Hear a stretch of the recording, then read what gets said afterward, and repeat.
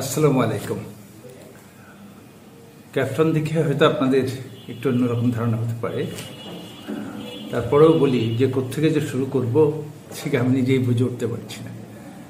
মানে ৫৪ বছর আগে ৭১ থেকে শুরু করব, না ৭৫ পরবর্তী থেকে শুরু করব, না জিয়া রহমানের সময় থেকে শুরু করব, না ৮০ দশকের এরশাদ আন্দোলনের পর ৯০ থেকে শুরু করব, না ৯৬, না ২০০১, না 7/11, না ১৪, ১৮, ২৪। আসলে কোথা থেকে শুরু করলে যে দেশের এই অন্তর্জলি যাত্রার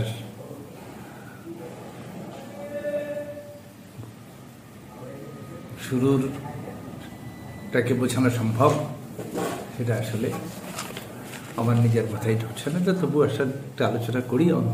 তার আগে আসলে এই অন্তর্জলি যাত্রা কাকে বলে এই সম্বন্ধে একটু বলি আর কি।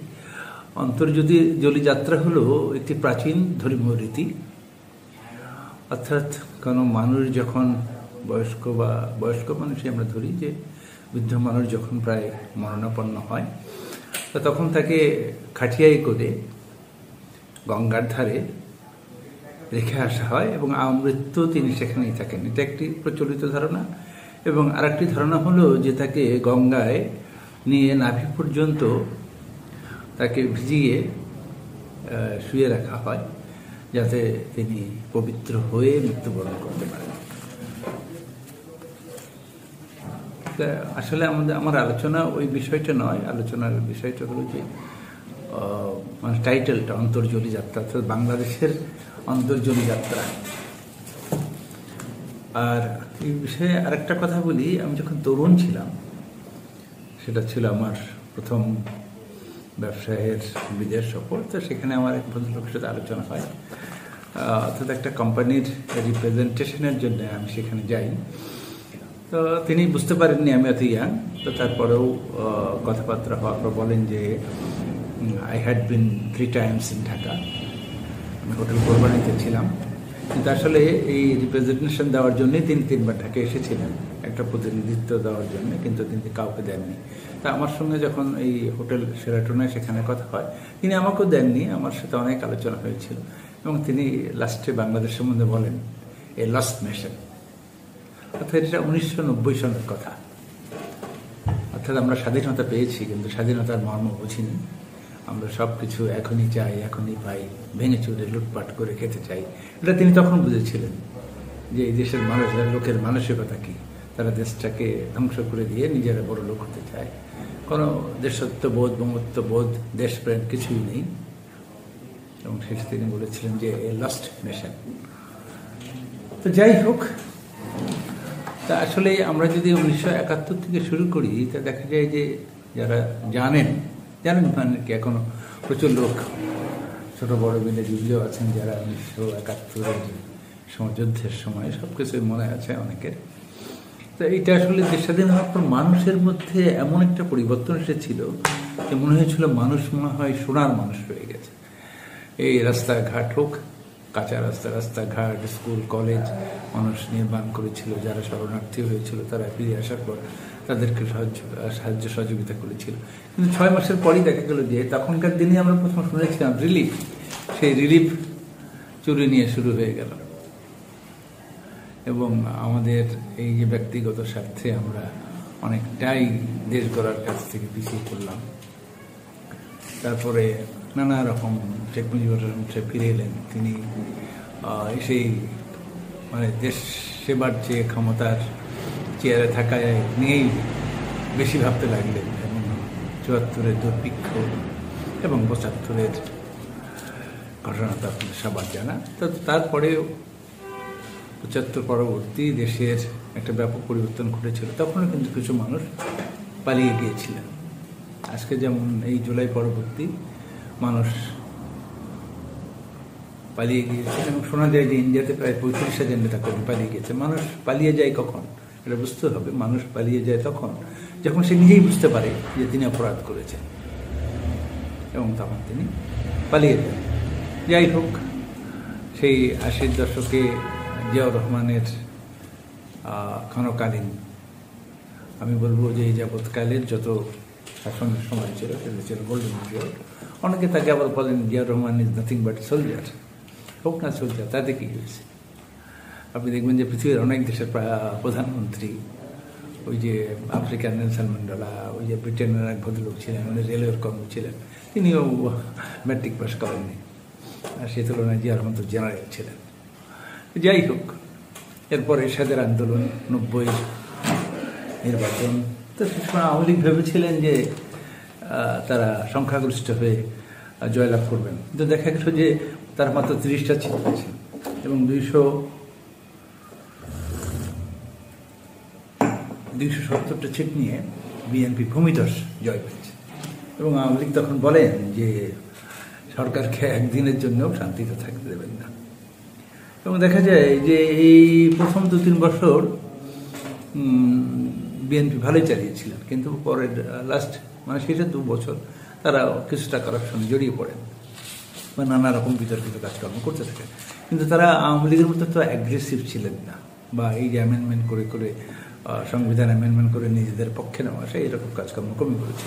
তারপর আবার দেখা গেল যে এই যে 95 থেকে যখন বিএনপি ক্ষমতা ছাড়ার সময় আসলো, তখন কিন্তু এই যে বিএনপি প্রথম এই যে তত্ত্বাবধায়ক সরকার একটা জঙ্গল প্র্যাকটিস মোদি সাহেব বলেছিলেন, তারা যদি অনায়াসে ক্ষমতা ছেড়ে দিত তাহলে হয়তো এই প্র্যাকটিসগুলো চলে যেত, যেটা 2001-এও কিন্তু 2006-এও কিন্তু হয়েছে। বিএনপি কিন্তু এই ক্ষমতা না ছেড়ে তারা নানা রকম তালবাহানা করেছে। কিন্তু এটা যদি আমার মনে হয় যে এটা আমার নিজস্ব ধারণা, যে এটা সুন্দরভাবে ছেড়ে দিয়ে যদি নির্বাচন দিত তাহলে 7/11 আর্মি আসতো না, এবং আজকের এই যে ভয়ঙ্কর রূপ এটা মানুষকে দেখতে হতো না। এর জন্য বিএনপি সেটা দেয়। আচ্ছা, তারপরে 96 থেকে আবার 2001 আওয়ামী লীগ দেশ চালালো, তো সে দেশ সেখানেও তা দুর্নীতি ছিল, এগুলো নিয়ে অত ব্যাপক আলোচনার দরকার নেই। আবার 2001 থেকে 2006 সেখানেও কিন্তু ব্যাপক দুর্নীতি ছিল, যদিও আজকের তুলনায় সেটা কিছুই না, সেটা একটা পুকুর, আজকে তো সাগর। কিন্তু দেখা গেল যে এই বিএনপি 6 সাথে তালবাহানা করার জন্য আবার কিন্তু 7 সালে এই মঈনুদ্দিন এবং ফখরুদ্দিনের গভর্নমেন্ট চলে আসলো। তা মঈনুদ্দিন এবং ফখরুদ্দিনের গভর্নমেন্ট আসায় দেশে একটা জিনিস যেটা হয়েছিল সেটা হলো যে অফিস আদালতে কোথাও কোনো দুর্নীতি ছিল না। কিন্তু আপনি যে এই যে 10 টাকা 20 টাকার অফিস, সাধারণ অফিসগুলো, গভর্নমেন্ট অফিসগুলো, যেমন ওয়াসা, বিদ্যুৎ, ট্যাক্স, সিটি কর্পোরেশন, কোনো মানুষ 10 টাকা চায়নি, তাদের সে সাহস ছিল না এমপ্লয়ীদের। কিন্তু আপনি যদি জমি রেজিস্ট্রি অফিসের খবর নিয়ে দেখেন তাহলে দেখবেন ওই সময় 90% ল্যান্ড রেজিস্ট্রি হয়েছিল একটি বিশেষ বাহিনীর অফিসারদের দ্বারা। আচ্ছা, তারপর তো যাই হোক, তারা ভারতের পরামর্শে প্রাক্তন প্রধানমন্ত্রী হাসিনাকে ক্ষমতা দিয়ে ছেড়ে গেলেন, এবং সেটাই হয়ে উঠল একটা বিরাট ভুল। আমরা চলে গেলাম ভারতের পেটের মধ্যে, এবং তাদের পরামর্শেই চলতে থাকলো বাংলাদেশ 14, 18 এবং 24।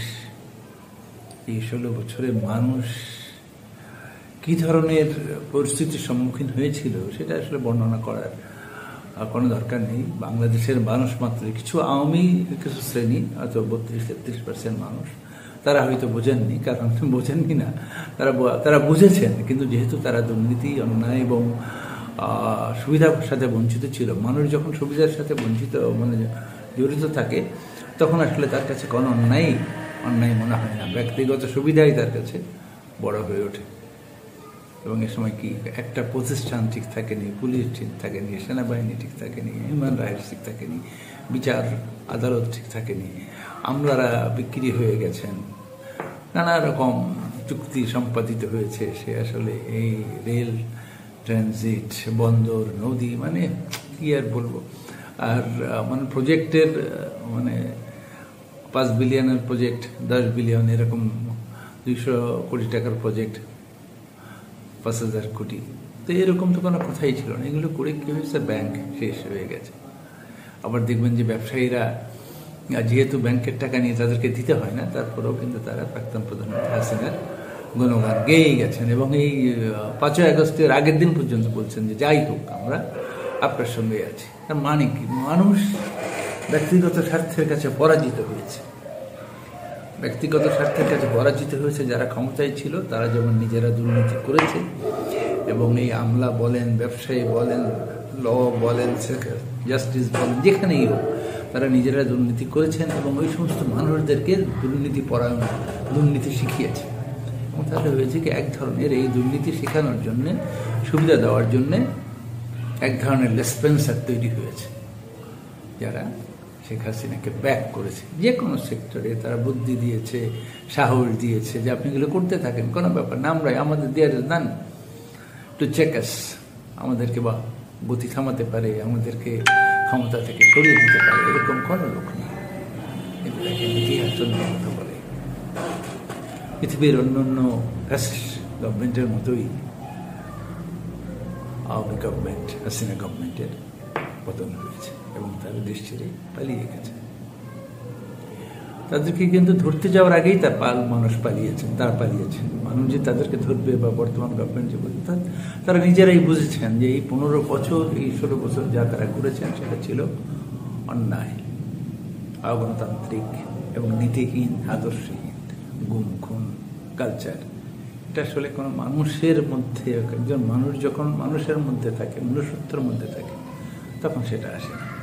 আচ্ছা, এরপর আমরা বলি এখন 24-এর কথা। দেখেন, বিশাল ত্যাগ, রক্তের বিনিময়ে 1452, যা বিপরীত মতে আরো বেশি, 22,000 মানুষ, ছাত্র আহত হয়েছে, কত গুম খুন যে হয়েছে, কি পরিমাণ গুলি চলেছে, এবং পুলিশ এই 16 বছরে কি ধরনের প্রভাব খাটিয়েছে মানুষের উপরে। কোনো ন্যায় বিচার বলতে কোথাও ছিল না, সেই গ্রামের কমিশনার মেম্বার থেকে শুরু করে একদম টপ লেভেল পর্যন্ত। বঞ্চিত হয়েছে কারা? শোষিত হয়েছে কারা? সাধারণ মানুষ। কিন্তু এই যে ত্যাগ এবং তেতক্ষার পরিবর্তে এই যে দ্বিতীয়বার স্বাধীনতা অর্জিত হলো, এর সফলতা মানুষ কতটুকু পাবে বা এই আন্দোলন কতটুকু সফল হবে সে কথা আমি জানি না। কিন্তু এই ইতিহাস, এই বিপ্লবের কথা স্বর্ণাক্ষরে লেখা থাকবে। বাংলাদেশের মানুষ যেহেতু ভেরি ফ্লেক্সিবল, তারা কথায় কথায় বিক্রি হয়ে যায়, তারা মানে যে কোনো, তারা আন্তর্জাতিক এবং ডোমেস্টিক বোধ ক্ষেত্রেই নিজের ব্যক্তিগত সুবিধার কাছে তারা বারবার হেরে গেছে এবং বারবার বিক্রি হয়ে গেছে। এই জন্য তারা মনে রাখবে কিনা এই গাদ্দারি করা, দালালি করা, চুরি করা, দুর্নীতি করা, প্রজেক্টের ওভার ভ্যালুয়েশন করা, মানুষকে প্রতারিত করা, এগুলো আমাদের জাতীয় চরিত্রের মধ্যে ঢুকে গেছে। শুধু আমরা না, 16 কোটি মানুষ, শুধু যে আমলা বাহিনী, জাস্টিস বা দলীয় কর্মী তারাই না, 16 কোটি মানুষের মধ্যেই এই রক্ত বা এই যে দুর্নীতি করার যে মানসিকতা, এটা ঢুকে গেছে। আমরা অন্যায়কে এখন অন্যায় মনে করছি না। তা আমরা যখন অন্যায়কে অন্যায় মনে করছি না, তো তখন কি হয়েছে? তখন সব কিছুই আসলে এলোমেলো হয়ে গেছে। এই যে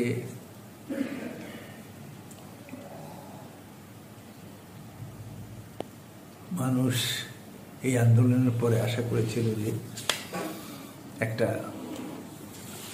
মৌলিক পরিবর্তন হবে, কিন্তু এই যে সরকার এবং ছাত্ররা, যেহেতু তারা কখনো সরকারে ছিলেন না বা রাজনীতি করেননি, তারা সরকার গঠন এবং সরকার কাঠামো ঠিকমতো বুঝতে না পারার জন্যে এই আওয়ামী লেসপেন্সার, মানে শেখ হাসিনা যেসব লোকজন লিখে গেছে তাদেরকে আসলে তারা মিসলিড করে এমন একটা গভর্নমেন্ট তৈরি করে দিয়েছে যেটা দিয়ে তারা আসলে ইতিহাসের দুর্বলতম একজন শাসকে পরিণত হয়েছে। তারা না পেরেছে কোনো সংস্কার করতে, হয়তো টুকটাক কিছু করেছে, যেমন অনেক কিছু করেছে, কিছু কিছু এক্সাম্পল, সেটা একেবারে বাংলাদেশের ইতিহাসে যেমন অনেক লোকজন পালিয়েছে, ক্ষমতাধর লোকজন পালিয়েছে, জাস্টিসরা জেলে গেছে, এটা বাংলাদেশে কখনোই হতো না, এটাই সরকার পেরেছে। তারপরেও তারা যদি বিপ্লবী সরকার করতো তাহলে তারা অনেক কিছুই করতে পারত। কিন্তু এই মিসলিড হওয়া জন্যেই, মানে যেহেতু যদি তারা বুঝে তাদের মতো করে সরকারটা গঠন করতো তাহলে হয়তো আজকে অবস্থা হতো। আবার দেখেন এই উপদেষ্টার মধ্যে মাত্র কজন? দুজন যার বিপ্লবের সাথে ধারণ করেন বা বিপ্লবের সাথে ছিল, বা তিনজন, নজরুল ইসলাম সহ প্রফেসর নজরুল, যদিও তিনি নানা রকম বিতর্কে জড়িয়ে পড়েছেন। তারা তো আর এই আন্দোলন অনুভব করেননি, তারা এই সরকারের থেকে চেষ্টা করেছেন হয়তো, অথবা চেষ্টা করেনি, দুটি হতে পারে। দেখেন না, মানুষ বলে যে কোথাও নিরাপত্তা নেই, এবং দুর্নীতি এখনো চলছে ভিতরে। উন্নয়ন, এই যে আর একটা কি ভীষণ কালচার, উন্নয়ন ছাড়া বলবো না, এই যে ট্রান্সফার, বদলি, মানুষকে কি বদলি করে চাঁদপুরের মানুষকে ময়মনসিংহ পাঠিয়ে কি তার চরিত্র চেঞ্জ করা যায়? সরকারের উচিত ছিল এইসব করাপ্টেড আমলা বলেন, পুলিশ বলেন, যাই হোক, এদেরকে আস্তে আস্তে সরিয়ে দেওয়া না, পানিশমেন্ট দেওয়া, যেহেতু তারা এই অন্যায়গুলো সাধারণ মানুষের সাথে করেছে। এছাড়াও আপনি যেখানেই যান, আপনি যদি এই যে পুলিশ বাহিনী, গোটা পুলিশ বাহিনী ছিল মানুষের বিপক্ষে, জনতার বিপক্ষে, ছাত্রের বিপক্ষে। তারা কীভাবে লড়েছে হাসিনাকে রক্ষা করেছে, যদিও তারা বলেছে যে আমরা জনগণের কাছে ক্ষমা চাই, কিন্তু আপনারা তারাই যান, দেখবেন যে কোনো পরিবর্তন হয়নি, তাদের আচরণ আগের মতোই আছে। আপনি সিটি কর্পোরেশন অফিসে যান, ট্যাক্সের অফিসে যান, যে কোনো সরকারি অফিসে যান, দেখবেন যে কোনো পরিবর্তন হয়নি। মানুষ যেন অন্যায়কেই ভালোবাসে, অর্থাৎ কোনো পরিবর্তন মানুষ চায় না। তারা এই দুর্নীতি করা, মানুষকে ঠেকানো, ফাইল আটকানো, ভয় দেখানো, এগুলো করতেই যেন আমরা অভ্যস্ত হয়ে গেছি, এগুলো করতেই যেন আমরা ভালোবাসি। এই জন্য হয়েছে যে মানুষ এই 1 বছর কয়েক মাসে কোনো পরিবর্তন হয়নি, যা সাধারণ মানুষ আশা করেছিল। ইভেন উপদেষ্টাদের নাম শোনা যায়, ইভেন এই যে ছাত্র যারা করেছে তাদের কথা শোনা যায় যে তারাও দুর্নীতিতে জড়িয়ে পড়েছে। সারা দেশ, সারা জাতি, 16 কোটি মানুষই যখন একেবারে চাওয়ালা থেকে বেগুন বিক্রি করা, মাছ বিক্রি করা থেকে কেরানি, টিচার, শিক্ষক, বিশ্ববিদ্যালয়ের টিচার, বিচারক, ডাক্তার, ইঞ্জিনিয়ার, বাহিনী এবং উপদেষ্টা, সবাই যখন দুর্নীতিকে অ্যাভয়েড করতে পারে না, তখন কি হয়? তখন তো আর কিছু প্রত্যাশা করা যায় না। অথচ নিজের ভালো পাগলও বোঝে, আমরা সেই পাগলের যে সেন্স আছে সেটাও হারিয়েছি। আমরা দেখেছি যে এই যে স্পেন্সারগুলো, আওয়ামী স্পেন্সারগুলো দেশের মধ্যে তারা রেখে পালিয়েছে আছে, তারা দেখবেন টকশোতে বসে, বিভিন্ন জায়গা বসে, তারা এখনো ভারতের পক্ষে মানে অতটা সাহস পান না, কিন্তু কিছু ইন্দিরের কথাবার্তা বলে যে ভারত আমাদেরকে মুক্তিযুদ্ধে মানে হেল্প করেছে, স্বাধীনতা নিতে করেছে। কিন্তু তারা যে বাংলাদেশের প্রেক্ষাপটে, ভৌগোলিক প্রেক্ষাপটে, ইকোনমিক প্রেক্ষাপটে এবং আরও যে কোনো প্রেক্ষাপটেই যদি আপনি বিচার করেন, তাহলে দেখবেন যে বাংলাদেশের সবচেয়ে বড় প্রতিদ্বন্দ্বী হলো ইন্ডিয়া, এবং সবচেয়ে বড় শত্রু যদি আপনি কনসিডার করেন, সবচেয়ে বড় শত্রু ইন্ডিয়া। আপনি যদি রিলিজিয়ান, অর্থাৎ ধর্মভিত্তিক, ধর্ম নিয়ে, আমরা তো মুসলিম এবং আমাদের 92% মানুষ মুসলমান। ভারতেরও যেমন দেখবেন যে RSS, বিজেপি, এখন তো ভারতে একেবারে হিন্দু মৌলবাদীর চরম উত্থান হয়েছে। তো বাংলাদেশের মানুষ এরকম হয়নি, কিন্তু যদি আপনি সেভাবেও বিচার করেন, তাহলে দেখবেন যে বাংলাদেশের সবচেয়ে বড় প্রতিদ্বন্দ্বী এবং শত্রু হলো ইন্ডিয়া। তা আমরা কিন্তু এখনও, এবং এই যে বাংলাদেশটাকে এনগাল্ভ করে ফেলার চেষ্টা বা খেয়ে ফেলার চেষ্টা, তার স্বাধীনতা, সার্বভৌমত্বকে বিলীন করে দেওয়ার চেষ্টা, করদ রাজ্যে পরিণত করার চেষ্টা, এক শ্রেণীর মানুষ কিন্তু তাদের থেকে এই সুযোগ সুবিধা নিয়ে এগুলো সাইন করেছে। এবং এগুলো করে হয়েছে কি, তারা যে দেশের কথা, দশের কথা, মানুষের কথা ভুলে এই যে 200 কোটি, 500 কোটি, 1000 কোটি, লাখ কোটি তারা পেয়ে তাদের অবস্থান এমন হয়েছে যে তারা আসলে সব কিছু ভুলে গেছে। মানে পাগলও নিজের ভালো বোঝে। এই যে আমলারা বা যারা যেখানে থেকে চুক্তিগুলো করেছে, তারা যদি দেশের ভালো বুঝতো, তাহলে তারা এই কাজটা করতেন না বা করতো না। কিন্তু মানুষ যখন অপরাধের সাথে জড়িয়ে পড়ে এবং দুর্নীতির সাথে জড়িয়ে পড়ে, দেখবেন যে বাংলাদেশের $234 বিলিয়ন চুরি হয়েছে। মন্ত্রী, মিনিস্টার সারা বিদেশে টাকা কিভাবে চুরি করে সম্পদ করেছে তার কোনো ঠিক নেই। এবং দেশের কাছেও যারা সরকারি, সাধারণ মানুষ তো শোষিত হয়েছে, সে আর কি দুর্নীতি করেছে। দুর্নীতি করার মধ্যে কথার কথা যে সে ওই যে গ্রামের থেকে হয়তো 25 টাকা পটল কিনে নিয়ে এসে ঢাকাতে 80 টাকা বিক্রি করেছে। হ্যাঁ, মানুষের একটু কষ্ট হয়েছে, কিন্তু এতে রাষ্ট্রের অস্তিত্ব বিলীন হয়। কিন্তু বড়রা, বাংলাদেশের শিক্ষিতরা, এলিটরা, ক্ষমতাধররা, তারা যা করেছে সেটা দেশের অস্তিত্ব বিলীন হওয়ার পথে, দেশের সার্বভৌমত্ব হারিয়ে যাওয়ার পথে, এবং একটা দেশের মানুষ একদম নিজেরা তো দুর্নীতি করেছে, আরেকজনকে দুর্নীতি করতে শিখিয়েছে, এবং সেই কালচারটা সমাজের রন্ধে রন্ধে ঢুকিয়ে দিয়েছে। এবং সেই কালচারটা রন্ধে রন্ধে ঢুকিয়ে দেওয়াতে কি হয়েছে, এই দেশটা এখন পথযাত্রী হয়ে গেছে। অর্থাৎ একজন বয়স্ক রুগ্ন মানুষ যেভাবে খাটিয়ায় শুয়ে মৃত্যুর দিন গুনে, আমরা এখন সেই মৃত্যুর খাটিয়ায় শুয়ে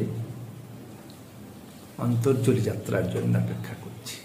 অর্থাৎ এই যে গঙ্গায় কখন আমাদের এই দেশটাকে মরার খাটে শুয়ে গঙ্গায় পাঠানো হবে মৃত্যুর জন্যে, তার জন্যে গোটা দেশ এবং জাতিকে অপেক্ষা করতে হবে। এবং আমরা যদি এভাবেই চলতে থাকি, এই যে আমরা এত কিছু হওয়ার পর, যেমন আমরা রাজনৈতিক দলগুলো ঐক্যমতে পৌঁছতে পারিনি, বিএনপির মতো দল, মানে এই যে যারা জিয়াউর রহমানের মতো লিডারশিপে জন্ম হয়েছে তাদের মতো দল, তারা যেসব কথা এখন বলে, তাদের দল, নেতা, কর্মী, তারা যে কতটা মানে মানুষের আস্থা হারিয়ে ফেলে, কতটা নিন্দিত এবং লজ্জিত হয় মানুষের কাছে, এই সেন্সগুলো তাদের নেই।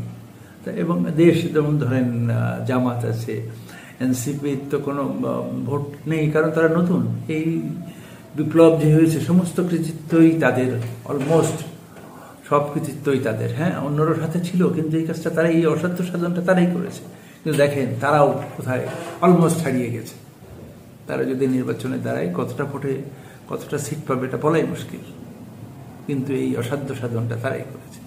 হ্যাঁ, কিন্তু আপনি যদি বাস্তবতার নিরিখে দেখেন, তাদের উচিত ছিল বিএনপির উচিত ছিল এনসিপিকে সাথে করে একটা কোয়ালিশন করা, কিন্তু তারা তা না করে তারা নিজেদের সাথে ক্ষমতায় থাকার জন্য, ক্ষমতা কুক্ষিগত করার জন্য, অপরাধ করা, মানে আবার আগের মতোই রাষ্ট্রটাকে ভেঙে চুরে খাওয়ার জন্যে, মানে পিঠাভাগ করে খাওয়ার জন্য তারা এনসিপির সাথে কোয়ালিশন করে না। তারা কি, তারা ওই দেশটাকে রুগ্ন বানিয়ে রাখতে চায়, তারা দেশটাকে করদ রাজ্য বানিয়ে রাখতে চায়, তারা দেশটাকে অন্য একটা রাষ্ট্রের প্রেসক্রিপশনে চলে। ঠিক আছে, তো আমরা জানি যে দেশটাকে যারা অন্য প্রেসক্রিপশনের কথা বলে, তারা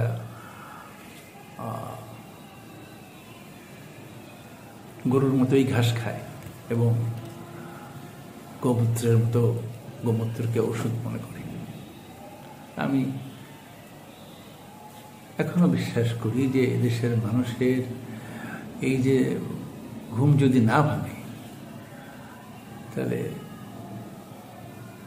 এই গঙ্গায় ঘাটে করে অন্তর্জলি যাত্রার জন্য প্রস্তুত থাকতে হবে।